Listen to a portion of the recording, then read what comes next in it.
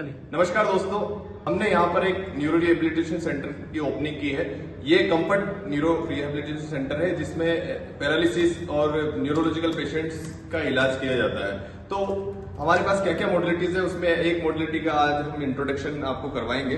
तो इसको ये जो मशीन है इसको ये पलंग बेड टाइप की लग रही है, लेकिन ये बेड नहीं है, इसको बोलते हैं टिल्ट टेबल। टिल्ट टेबल जो मशीन होती है बेसिकली हम स्टैंडिंग पेशेंट को स्टैंडिंग कराने के लिए करते हैं। जो पेशेंट बेड रिटर्न होते हैं उनको कैसे खड़ा किया जाए, इस मशीन के थ्रू हम उस पेशेंट को यहाँ पे लेटा के उसको खड़ा करते हैं। तो खड़ा कैसे करते हैं आप देखेंगे, ये रिमोटिक कंट्रोल से चलती है मशीन।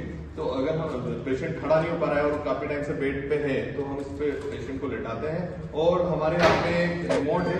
इस रिमोट को सिर्फ हमें दबाना रहता है, इससे पूरी मशीन ऐसे आप देखेंगे ये शिफ्ट हो जाएगी ऊपर की तरफ। और उन पेशेंट को जिनका पोस्चर कंट्रोल नहीं है, जो हाइपोटेंशन में जा रहे हैं या जिनके पैर कमजोर है, पैरालिसिस वाले पेशेंट है, स्पाइनल कॉर्ड इंजरी वाले पेशेंट है, उन पेशेंट को इस पे लेटा के यहाँ पे ये स्ट्रेप से उनको स्टेबल कर दिया जाता है और पेशेंट बिना किसी परेशानी के पूरी तरीके से इस टिल्ट टेबल के सहारे पे खड़ा हो जाता है।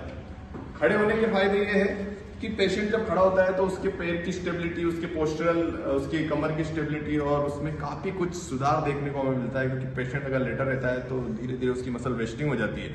लेकिन इस मशीन के थ्रू हम उन पेशेंट्स को खड़ा कर सकते हैं जो कि फिजिकली सफर कर रहे हैं, जिनको पैरालिसिस हो गया है और जिनका पैर और हाथ काम नहीं कर रहे हैं, उस पेशेंट को हम इस पे खड़ा कर सकते हैं।